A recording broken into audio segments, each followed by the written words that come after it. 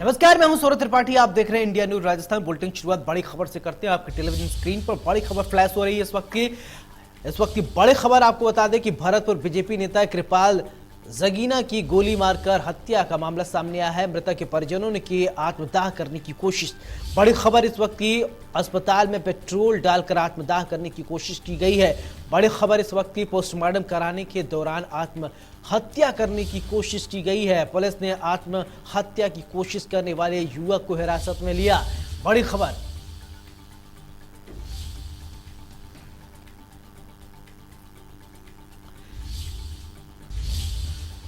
सीधे आपको लेकर चलते हैं अहमदाबाद, जहां राजस्थान के मुख्यमंत्री अशोक गहलोत क्या कुछ कह रहे हैं, सुनिए। मैं देख रहा हूं गुजरात के अंदर 27 साल तक शासन किया बीजेपी ने। बड़ी बड़ी बातें करी हो, खूब उसकी पब्लिसिटी की गई, पर धरातल के अंदर आज भी लोग बहुत दुखी हैं। गरीब ही रह गया। नारे दिए गए वो सब विफल हुए। गांधी के राज्य में शराबबंदी तो है नाम की, 70 लोग मारे गए नकली शराब पी करके। तो आप सोच सकते हो कि हालात क्या है। कोरोना आया था यहाँ पर, पूरा देश देख रहा था कि अहमदाबाद के अंदर लोग एम्बुलेंस के अंदर ही, गाड़ियों के अंदर ही बैठे हुए अपनी ट्रिप लगवा रहे थे। तो आप सोच सकते हो कि कैसा कुप्रबंधन था। सरकार की हाईकमान घबरा गई और पूरी सरकार को बदलना पड़ा। इतिहास में कभी नहीं हुआ। कोई भी मंत्रिमंडल में क्या, सभी निकम्मे थे, नाकारा थे, भ्रष्ट थे।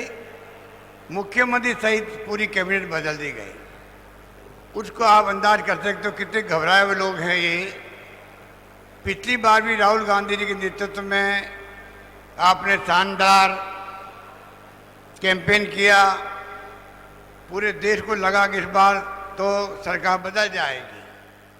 अगर 10 सीटें कम आती तो सरकार बदल जाती हो सकती। अमित शाह गृह मंत्री जी नारा दिया था, इस बार 150 का नारा दिया था। आई कितनी? 99 सीटें आई, 99 सीटें सिर्फ आई थी। कहाँ 150 का 99। वही हालात इस बार हैं। मैं आपको आह्वान करना चाहूँगा कि राहुल गांधी जी जिस प्रकार से पिछले 8 साल में जिस रूप में भूमिका निभाई है विपक्ष की, पूरा देश लोहा मान रहा उनका। हर विषय पर, अभी रघु शर्मा ठीक कह रहे थे, हर विषय पर उन्होंने इस सरकार को घेरा है। जो विपक्ष की भूमिका होती है कमी नहीं रखी है। इसलिए राहुल गांधी के नाम से, चाहे प्रधानमंत्री हो, चाहे वो गृह मंत्री हो, चाहे उनके कोई मंत्री हो या स्पोक्समैन हो, वो टारगेट राहुल गांधी को क्यों करते हैं? क्योंकि राहुल गांधी वो व्यक्तित्व है जो पूरे देश के आम आवाम की आवाज़ है। ये चुनौतियाँ देश के सामने हैं, चाहे अंदरूनी हो चाहे बाहरी हो। चाइना का जो सीमा में जो आतंक है, उसकी तरफ ध्यान किसी ने आकर्षित किया है, तो उसका नाम एकमात्र राहुल गांधी नाम है। यहाँ पर चाहे बेरोजगारी की बात हो, महंगाई की बात हो,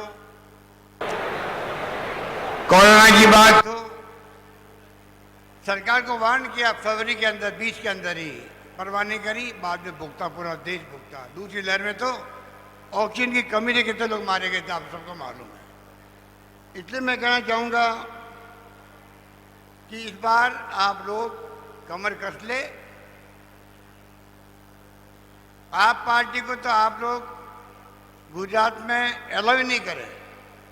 जिसने गुजरात के महात्मा गांधी, जिन्होंने जन्म लिया पोरबंदर में, जिसको आज देश सब राष्ट्रपिता मानता है, और सोनिया गांधी जी ने, डॉक्टर मनमोहन सिंह जी ने संयुक्त राष्ट्र संघ से कैंपेन करके प्रस्ताव पास करवा दिया कि महात्मा गांधी के जन्म दिवस 2 अक्टूबर को पूरी दुनिया मनाएगी अंतर्राष्ट्रीय अहिंसा दिवस। उस महात्मा गांधी को आपने गायब कर दिया अपने पोस्टरों से, अपने कैंपेन से। हम भगत सिंह जी का बहुत सम्मान करते हैं, बड़ा त्याग किया, फांसी के फंदे पर चढ़े, पूरा देश नतमस्तक किया उनके सामने। डॉक्टर अंबेडकर ने संविधान बनाया, उनको मानने वाले हम लोग हैं। ये तो कभी मानते नहीं थे, ये तो खाली कभी सरदार पटेल का नाम ले लेते हैं, कभी गांधी जी को अपना लेते हैं, कभी अंबेडकर साहब का नाम ले लेते हैं, दिल से किसी को स्वीकार नहीं करते लोग। वो लोग हैं ये सत्ता में बैठे हुए लोग जो फासिस्टी है, खाली लोकतंत्र का चेहरा पहना हुआ है। इसलिए आज लोकतंत्र खतरे में देश में। ईडी, इनकम टैक्स, सीबीआई आतंक मचा रखा है, संविधान की धज्जियां उड़ रही है, जुडिशरी दबाव के अंदर है। इसलिए मैं लंबी बात नहीं करता हुआ इतना ही कहना चाहूँगा। आप लोग सब जानते हैं गुजराती तो आज़ादी के पहले से ही गुजराती राज्य का नाम देश में दुनिया में रहा है, अलग पहचान रही है, स्मृतिशाली राज्य रहा है। जहाँ गुजराती है वहाँ गुजरात है, ये कहावत है। वो राज्य गुजरात है। वहाँ पे आप सोच लीजिए कि देश में जो महंगाई की मार है, डीजल, पेट्रोल, सरसों का तेल, मूंगफली, आटा, दाल, सबके भाव बढ़ा दिए, जीएसटी लगा दी। ये मौका है आपके सामने। इस बार आप लोग इस बार पिछली बार कमी रही थी, भावुक हो गए थे। जब विकास पागल हो गया तो प्रधानमंत्री जी को कहना पड़ा कि मैं खुद ही विकास हूं। तो आप सोच सकते हैं कि पानी में जार उतारना हो, भावुक होना हो। गुजराती हमारे बहुत ही संवेदनशील व्यक्तित्व के लोग होते हैं, भावना में बह गए। इस बार भावना नहीं, इस बार हकीकत क्या है, किस प्रकार हम दुखी हैं महंगाई को लेके, बेरोजगारी को लेके। सड़कों में पहले अच्छी मानी जाती थी गुजरात की, उनकी स्थिति भी खराब हो गई राजस्थान के कंपेरिजन के अंदर।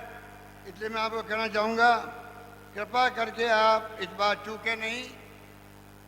और जो माहौल यहाँ बनाया आप लोगों ने, वो अपने आप में आज संदेश चला जाएगा दिल्ली तक। इस बार सरकार कांग्रेस की बनेगी। आप संकल्प लेके जाएंगे यहाँ से तो मैं आपको कह सकता हूँ दावे के साथ में, जो आप लाखों की संख्या में आए हैं,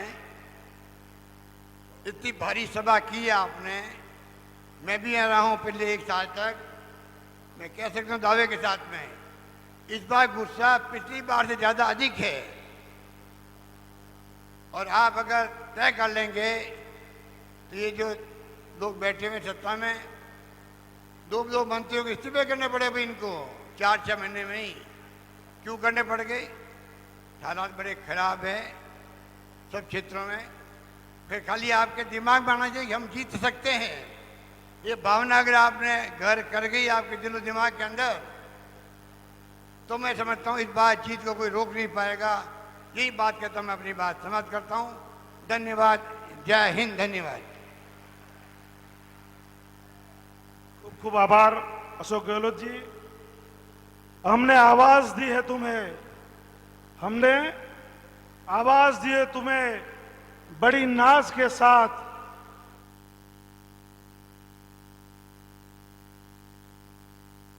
कर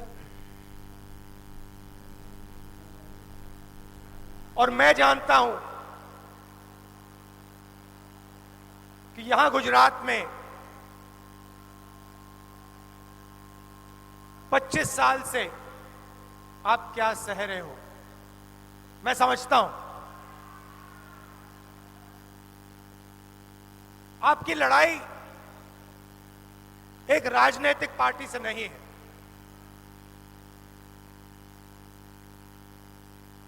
यह लड़ाई कांग्रेस और बीजेपी के खिलाफ नहीं है, बीच में, इनके बीच में नहीं है। सबसे पहले आपको समझना होगा कि आप किस चीज के खिलाफ लड़ रहे हो, किसके खिलाफ लड़ रहे हो।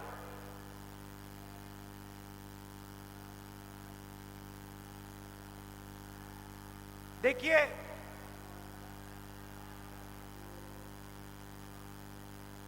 सरदार पटेल जी की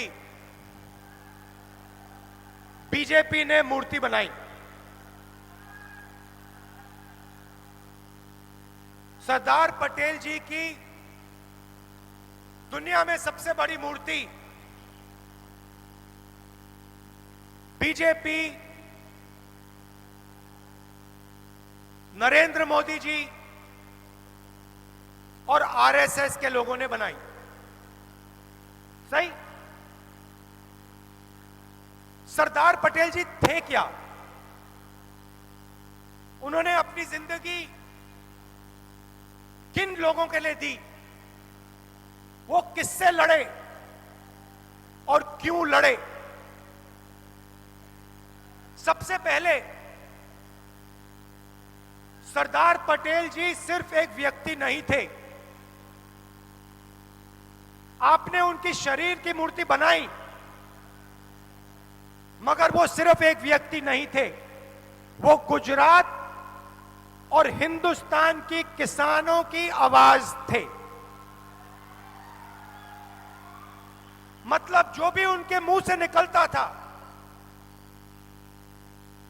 जो भी उनके मुंह से निकलता था, वो गुजरात और हिंदुस्तान के किसानों के हित के लिए निकलता था। अगर आप सरदार पटेल जी को पढ़ोगे, उनके भाषण सुनोगे,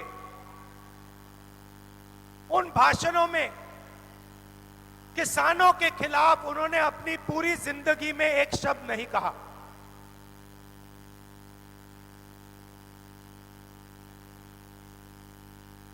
सरदार पटेल जी ने गुजरात के जो इंस्टीट्यूशंस थे, लोकतांत्रिक इंस्टीट्यूशंस, संस्थाएं, उनको खड़ा किया। सरदार पटेल जी के बिना अमूल पैदा नहीं हो सकता। तो बीजेपी एक तरफ सरदार पटेल जी की मूर्ति तैयार करती है, दुनिया में सबसे बड़ी मूर्ति खड़ी कर देती है, और दूसरी तरफ जिस चीज के लिए सरदार पटेल जी जिए और मरे,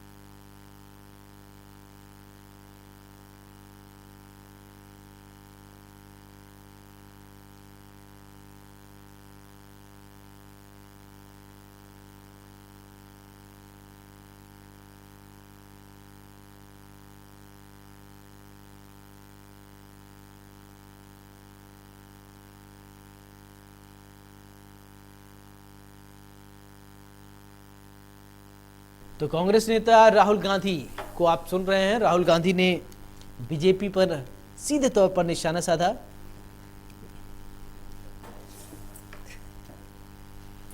तो ये सीधी तस्वीर आपके टेलीविजन स्क्रीन पर हम आपको दिखा रहे हैं। परिवर्तन संकल्प सभा का आयोजन किया गया है गुजरात में, जहां से पहले आपने राजस्थान के मुख्यमंत्री अशोक गहलोत को सुना। उन्होंने भी सीधे तौर पर बीजेपी को आड़े हाथों लिया और बीजेपी पर निशाना साधा।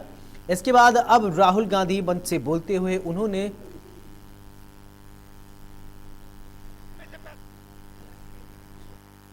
क्या वो उद्योगपतियों का कर्जा माफ करते या किसानों का कर्जा माफ करते? अगर आज सरदार पटेल जी होते तो किसानों के खिलाफ वो ये 3 कानून कभी लाते? सवाल ही नहीं उठता। मर जाते मगर ये कानून नहीं पास होने देते। ये सच्चाई है। एक तरफ मूर्ति बनाते हैं और दूसरी तरफ उन्हीं की सोच पर आक्रमण करते हैं, उन्हीं का अपमान करते हैं।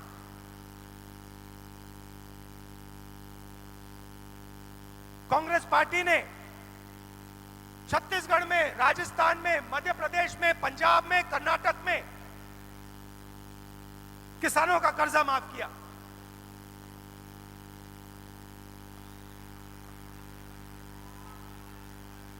जहां भी हम सरकार में आए, हमने कहा पहला काम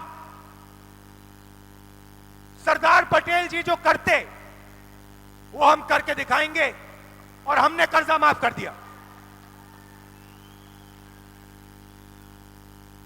और यहां भी 3 लाख रुपए तक का कर्जा हम माफ करेंगे हर किसान का।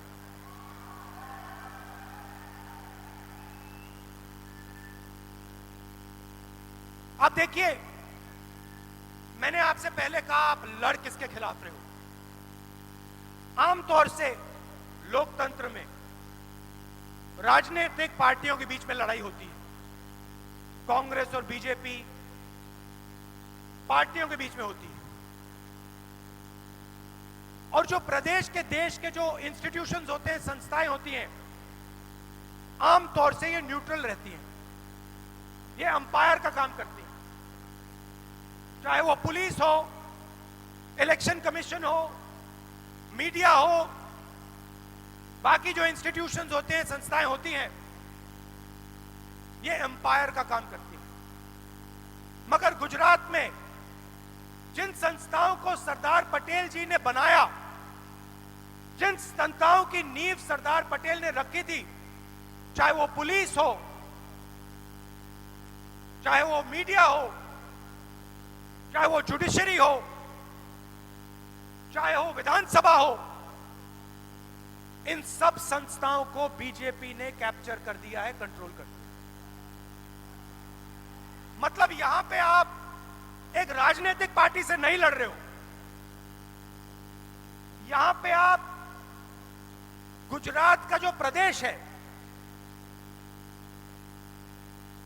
उसकी हर एक संस्था के खिलाफ, मीडिया के खिलाफ, आमतौर से मीडिया ऑपोजिशन के साथ रहता है ना, आमतौर से मीडिया ऑपोजिशन के साथ रहता है। मगर ना, ये बेचारे यहां आते हैं, इनकी गलती नहीं है, इनको सच्चाई दिख रही है, मगर इनको जो मालिक जो पीछे बैठे हैं, जो इनके मालिक पीछे बैठे हैं, वो कहते हैं भैया देखो, मुद्रा पोर्ट में ड्रग्स मिले, इसके बारे में ज्यादा कुछ बोलना मत। भाई और बहनों, गुजरात ड्रग्स का सेंटर बन गया है, ड्रग्स का सेंटर बन गया है, और सारे के सारे ड्रग्स इसी मुद्रा पोर्ट से निकल रहे हैं। मगर आपकी सरकार यहां पे कोई कार्रवाई नहीं कर रही। मैं आपसे पूछना चाहता हूं, कार्रवाई क्यों नहीं हो रही है? क्या कारण है? नहीं, जोर से बोलिए, क्या कारण है?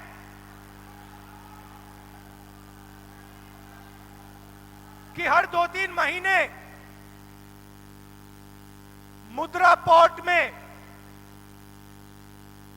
ड्रग्स मिलते हैं, जो गुजरात के युवाओं का भविष्य को नष्ट कर रहे हैं, खत्म कर रहे हैं, मगर वहां पे कोई एक्शन नहीं लिया जा रहा। कारण क्या है? कोई ना कोई कारण तो होगा। अगर किसी गरीब व्यक्ति के घर में पुलिस वाले ड्रग्स ढूंढ लें, 2 लाठी मार के जेल में कर देते हैं, सही बात है, 2 लाठी मार के अंदर कर देंगे। मगर अगर हजारों करोड़ रुपए के ड्रग्स मुद्रा पोर्ट में मिले, पुलिस कोई कार्रवाई नहीं करेगी। गुजरात मॉडल,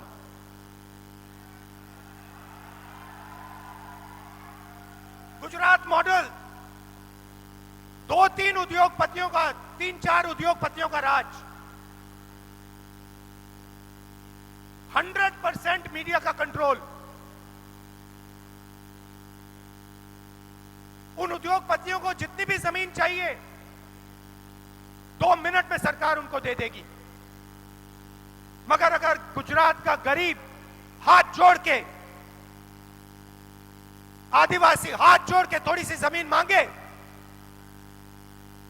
सवाल नहीं उठता। चिल्लाओ जितना चिल्लाना है, कुछ नहीं मिलेगा। भाइयों और बहनों, बिजली के रेट गुजरात में हिंदुस्तान में सबसे ज्यादा हैं। नेक्सस है, वही 2-3 कंपनियां हैं, वही नाम है। आपके जेब में से पैसा निकलता है, सीधा उन्हीं 2-3 उद्योगपतियों के जेब में जाता है। और ये आप सालों से देख रहे हो। लोकतंत्र पर आक्रमण, गुजरात की जनता पर आक्रमण। कोई कुछ बोल नहीं सकता गुजरात में। गुजरात एक स्टेट है जहां पे आंदोलन के लिए परमिशन लेनी पड़ती है। आंदोलन के लिए परमिशन लेनी पड़ती है। जिसके खिलाफ आप आंदोलन करोगे उसको परमिशन देनी पड़ेगी पहले, आंदोलन करने से पहले। यह है गुजरात। और आपने पूरे हिंदुस्तान को,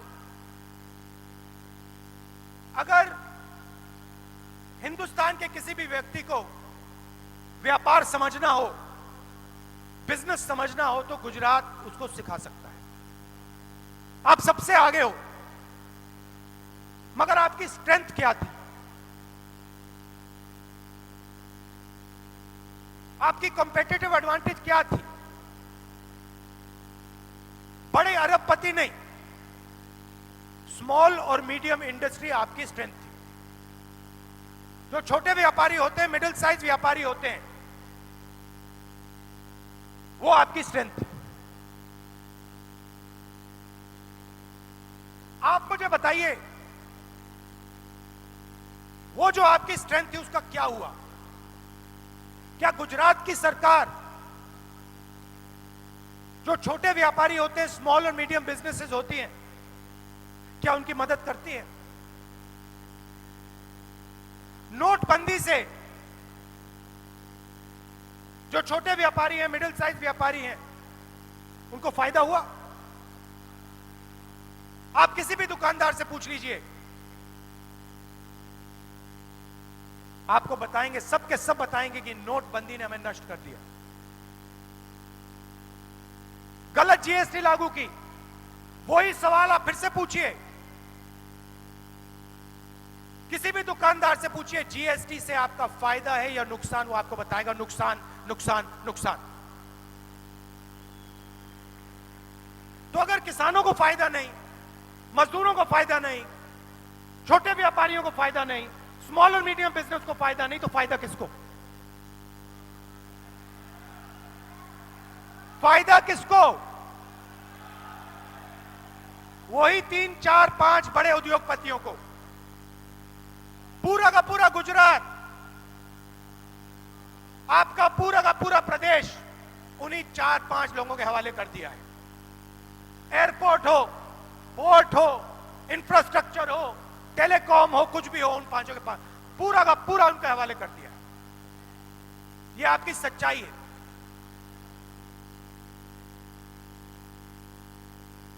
और अगर आप इसके खिलाफ लड़ना चाहो, आंदोलन करना चाहो, तो फिर पहले भैया परमिशन लेना। उन्हीं 3-4 उद्योगपतियों की परमिशन लेना, उससे पहले जनता की आवाज मत उठाना। क्या सरदार पटेल जी ने अंग्रेजों से आंदोलन करने के लिए परमिशन लिया था? क्या सरदार पटेल जी अंग्रेजों के सामने गए और उन्होंने उनसे पूछा कि भैया हमें परमिशन दे दो?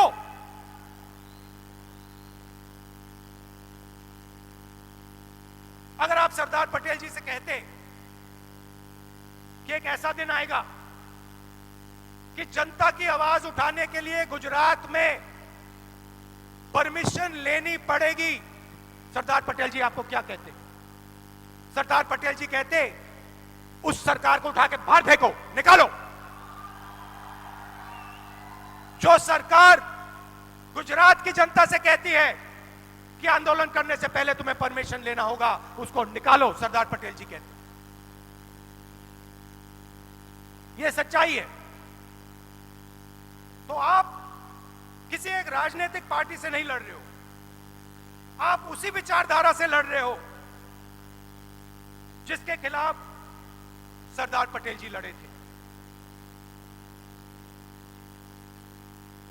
और सरदार पटेल जी भी आपके जैसे कांग्रेस के कार्यकर्ता थे, कांग्रेस के नेता थे। पिछले चुनाव में मीडिया के मित्रों ने कहा था कांग्रेस पार्टी तो लड़ाई में नहीं है, याद है आपको? कांग्रेस पार्टी तो लड़ाई में नहीं है। मैसेज आया था ऊपर से, कह दो कांग्रेस पार्टी लड़ाई में नहीं है। और 6 महीने में बीजेपी की हवा निकाल दी आप। 6 महीने में आपने हवा निकाल दी।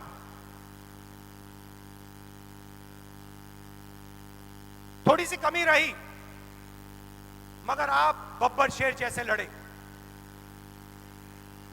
एक साथ खड़े हो गए, विचारधारा के लिए लड़े, गुजरात के किसानों के लिए लड़े, व्यापारियों के लिए, स्मॉल और मीडियम बिजनेस वालों के लिए, युवाओं के लिए।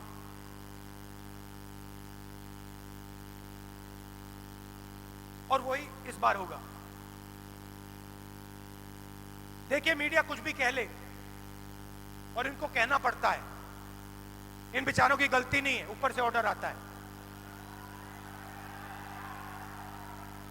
कुछ भी कह दे, मैं आपको बता रहा हूं कि गुजरात की जनता आपके साथ खड़ी हुई है। गुजरात की जनता तंग है, गुजरात की जनता गुस्से में है, दुखी है।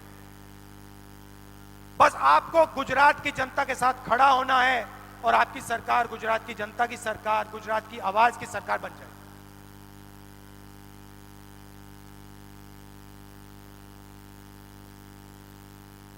सरकार बनने के बाद गुजरात की जनता के लिए कांग्रेस पार्टी क्या करेगी? पहले मैंने कहा किसानों का कर्जा माफ करेगी 3 लाख रुपए का, पहला काम। दूसरा काम, आपको याद होगा कोविड आया था, याद है? भूल गए? याद है ना? आपको मालूम है गुजरात में कितने लोगों की मृत्यु हुई?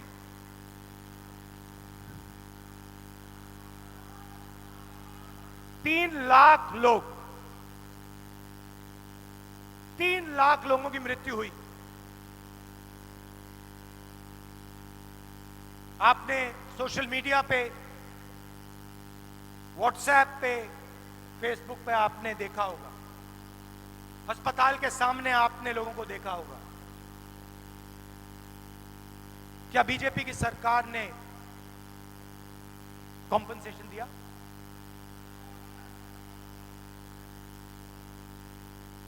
सरदार पटेल जी की इन्होंने मूर्ति बनाई। अगर आज सरदार पटेल जी जिंदा होते और आप उनसे पूछते, सरदार पटेल जी गुजरात में 3 लाख लोग कोविड के शिकार हुए, क्या उनको कॉम्पनसेशन, उनके परिवारों को कॉम्पनसेशन दिया जाना चाहिए, हां या ना? सरदार पटेल जी क्या कहते? क्या सरदार पटेल जी कहते नहीं देना है कॉम्पनसेशन? सवाल नहीं उठता। तो जो सरदार पटेल जी कहते वो कांग्रेस पार्टी करेगी, 4 लाख रुपए कॉम्पनसेशन हर व्यक्ति को देगी।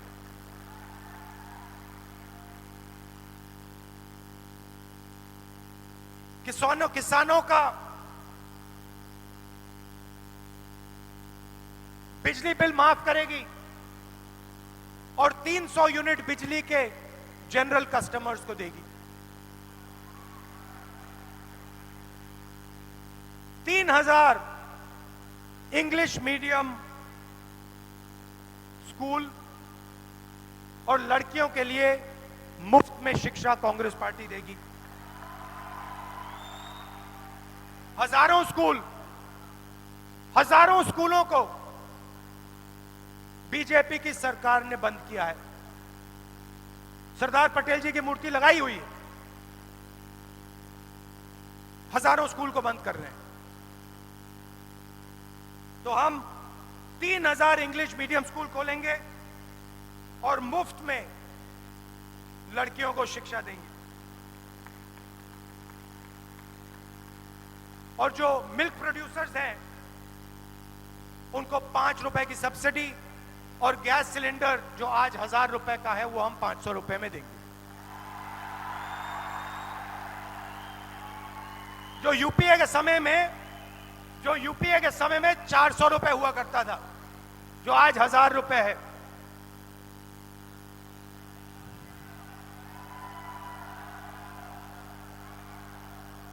और सबसे बड़ी चीज जिससे मैं खत्म करना चाहता हूं, बेरोजगारी और महंगाई। मैंने आपसे कहा कि बीजेपी की पॉलिसीज ने, नोटबंदी ने, जीएसटी ने जो स्मॉल और मीडियम बिजनेसेस हैं, छोटे व्यापारी हैं, उनकी रीढ़ की हड्डी तोड़ दी है। भाई और बहनों, सच्चाई यह है कि 2-3 अरबपति इस प्रदेश को रोजगार नहीं दे सकते हैं। रोजगार कौन देता है? रोजगार छोटे बिजनेस, स्मॉल और मीडियम बिजनेस, व्यापारी और किसान देता है। और जब तक इनकी सरकार नहीं बनेगी, जब तक किसानों की, छोटे व्यापारियों की, स्मॉल और मीडियम बिजनेस वालों की सरकार नहीं बनेगी, जो सरकार उनकी पूरी मदद करे, तब तक इस प्रदेश में रोजगार पैदा नहीं हो सकता है। आप जितनी भी कोशिश कर लीजिए, अगर स्मॉल और मीडियम इंडस्ट्री मजबूत नहीं हुई गुजरात में, यहां पे रोजगार पैदा नहीं हो सकता।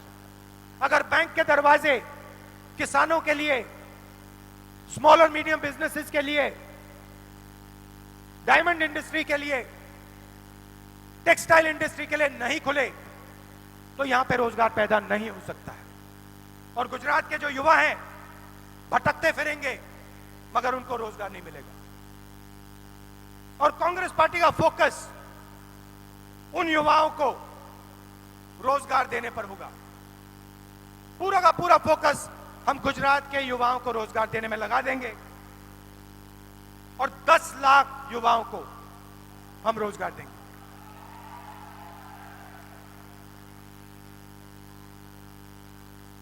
आपके सामने चुनाव है और मैं आपको बता रहा हूं, मैं पिछली बार भी आया था, इस बार भी आया हूं, मैं आपको बता रहा हूं, अगर आप लड़ गए,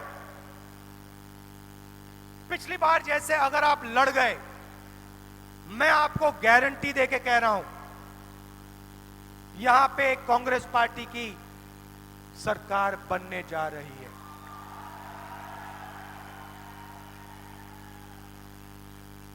आप देखिए, पिछले 5 साल में कितना भ्रष्टाचार हुआ है। आमतौर से क्रिकेट टीम में अगर एक प्लेयर फेल होता है, एक प्लेयर को हटा देते हैं। गुजरात की सरकार की जो टीम है, उसमें एक प्लेयर को नहीं, पूरी की पूरी टीम को हटा के फेंक दिया। मतलब ये जानते हैं कि पिछले 5 सालों में इन्होंने गुजरात के लिए कुछ नहीं किया, सिर्फ भ्रष्टाचार किया है, और गुजरात की जनता को यह सब दिख रहा है। तो आप लड़ जाइए, मैं आपके साथ हूं, आप लड़ जाइए और मैं आपको गारंटी कह के बता रहा हूं, अगर आप लड़ गए, अगर आप कांग्रेस पार्टी की विचारधारा के लिए लड़ गए, अगर आप किसानों की आवाज के लिए, मजदूरों की आवाज के लिए, आम जनता की आवाज के लिए लड़ गए, मैं आपको गारंटी करके कह रहा हूं कांग्रेस पार्टी का कार्यकर्ता जीत जाएगा। आप हमारी शक्ति हो, आप हमारी रीढ़ की हड्डी हो, और मैं दिल से आपका धन्यवाद करना चाहता हूं कि आप कांग्रेस पार्टी का झंडा उठाते हो, कांग्रेस पार्टी की विचारधारा के लिए लड़ते हो, और गुजरात में आपने बहुत बहुत मुश्किल सही है। मैं समझता हूं, दम लगा के लड़िए, गुजरात में कांग्रेस पार्टी को जिताइए, गुजरात की जनता की और अपनी सरकार बनाइए।